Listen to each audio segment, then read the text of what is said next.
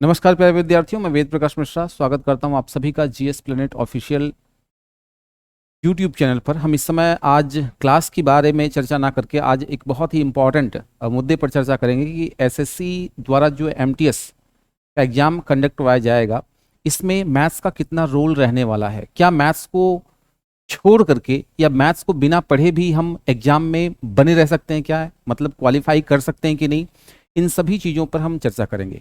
तो थोड़ा सा एक बार आपको मैं जानकारी दे दूं कि कितना इम्पॉर्टेंट है इसके अंतर्गत। पहले एक बार इसके बारे में समझते हैं कि क्या है एसएससी जो कंडक्ट करवाने जा रही है एमटीएस का एग्जाम, उसमें क्या कुछ रहने वाला है। तो भाई पहली बात तो ये है कि ये दो सेक्शन में होगा, पार्ट ए और पार्ट बी में होगा, यानी सेक्शन ए और सेक्शन बी में रहने वाला है आपका एग्जाम। सेक्शन ए में मैथ्स और रीजनिंग दो सब्जेक्ट रहेंगे, जो टोटल 40 क्वेश्चंस रहेंगे, 40 क्वेश्चन रहेंगे, 45 मिनट आपका ये टाइम दिया जाएगा आपको। अच्छा, इसमें जो रहेगा ये पूरा का पूरा क्वालिफाइंग नेचर का है, क्वालिफाइंग नेचर का है, क्वालिफाइंग नेचर का है।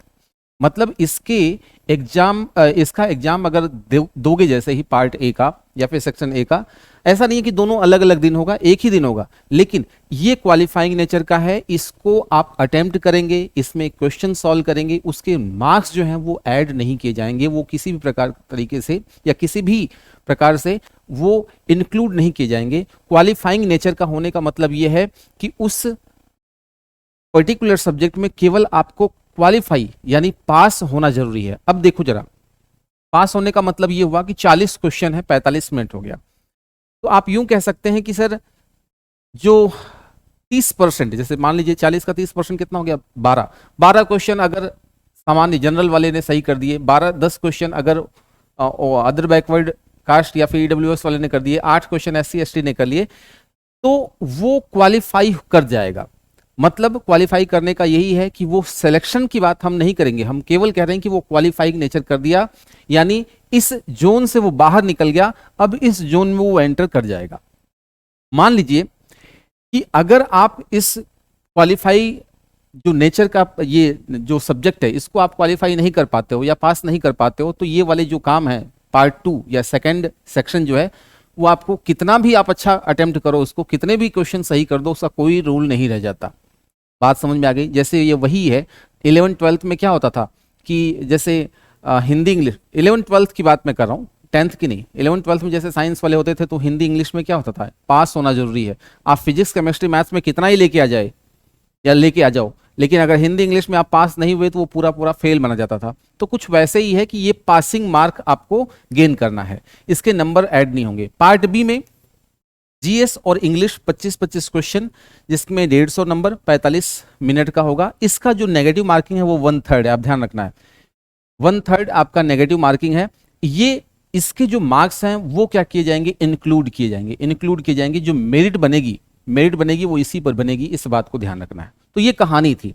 अब सवाल उठता है कि सर एक बात बताइए, क्या हमें मैथ्स पढ़ना है या नहीं, ये बताइए। तो मैंने कहा कि अगर 40 क्वेश्चन है, ये 40 क्वेश्चन को ध्यान से पढ़ना। एक चीज बताता हूं, 40 क्वेश्चन का मतलब ऐसा नहीं है कि केवल आप मैथ्स में या केवल आप रीजनिंग में, ये 40 क्वेश्चन टोटल है मैथ्स और रीजनिंग का। और ये 40 क्वेश्चन में ये 12 क्वेश्चन या 10 क्वेश्चन या 8 क्वेश्चन मैं इंडिविजुअल मैथ्स या रीजनिंग का नहीं बता रहा, मैं कह रहा हूं कि इन दोनों का, मैथ्स और रीजनिंग दोनों मिला करके आपको 8, 10 या 12 क्वेश्चन सही करने हैं। जरा मुझे बताओ कि क्या ऐसा कोई विद्यार्थी आप में से कोई है जो रीजनिंग में 5-6 क्वेश्चन सॉल्व कर ले या सही कर ले, और 7-8 क्वेश्चन या 5 क्वेश्चन 6 क्वेश्चन मैथ्स में अगर सीधा तरीके से सही कर ले, तो वो क्वालिफाई तो कर गया। अगर मान लीजिए मैथ्स को छोड़ दे हम लोग, अब मैथ्स का टीचर होने के नाते मैं मैथ्स की यहाँ पे क्या बताऊं मैं, ठीक है ना, लेकिन अब नहीं है तो नहीं है इंपॉर्टेंट इसका। अगर मान लीजिए आपको मैथ्स की बजाय रीजनिंग ही बहुत कुछ आती है, रीजनिंग वाले सब्जेक्ट में आप बहुत कुछ आप नॉलेज गेन कर चुके हैं, तो रीजनिंग में ही आप 12 क्वेश्चन सही कर दोगे भाई। 3-4 क्वेश्चन तो मैथ्स में करवट बदल के भी सॉल्व कर लोगे। तो इसका कुल मिलाकर कहने का तात्पर्य ये है, ये बड़ी मतलब कॉन्ट्राडिक्ट कर रही हैं कि मैथ्स का टीचर ही आपको ये बता रहा है कि मैथ्स उतना इंपॉर्टेंट रोल प्ले नहीं करेगा। आप अगर फ्रेशर हैं तो मैथ्स की तरफ ना जाकर के आप रीजनिंग की तरफ जाइए, क्योंकि मुझे लगता है कि रीजनिंग आप कर सकते हैं, ठीक है ना। तो रीजनिंग की तरफ आप जाइए, उसमें से 10-12 क्वेश्चन सॉल्व कर लीजिए, मैथ्स को छोड़ दीजिए। अगर मैथ्स का कोई बैकग्राउंड वाला है तो उसको तो कोई दिक्कत ही नहीं है, मैथ्स वाला तो कर ही लेगा, और मैथ्स और रीजनिंग दोनों पार्ट को लेके चल रहे हैं, वो तो बहुत अच्छे तरीके से इसमें काम कर पाएंगे। तो ये कुछ नॉलेज था जिसको मैंने बताना उचित समझा और मैंने बता भी दिया। ये ध्यान रखना है कि जो मेरिट बनेगी वो इसी पार्ट 2 पर ही बनेगी। अच्छा, पहले क्या होता था, मैं थोड़ा सा इसके बारे में बता दूं। एमटीएस का जो पहले का पैटर्न था, पहले का पैटर्न क्या हुआ करता था, मैं इस पर भी चर्चा कर देता हूं। पहले का जो पैटर्न था उसमें पेपर 1 और पेपर 2 दो पेपर होते थे। पेपर 2 जो होता था वो क्वालिफाइंग नेचर का होता था, जिसमें एसे राइटिंग, लेटर, ये सब बोले जाते थे लिखने को। केवल उसके क्वालिफाइंग नेचर को ही जिम्मेदार माना गया था, इसमें मार्क्स जो होते थे वो ऐड नहीं होते थे। 25 मैथ्स, इंग्लिश, रीजनिंग, जीके जो भी है, 100 क्वेश्चन पर मेरिट बनती थी।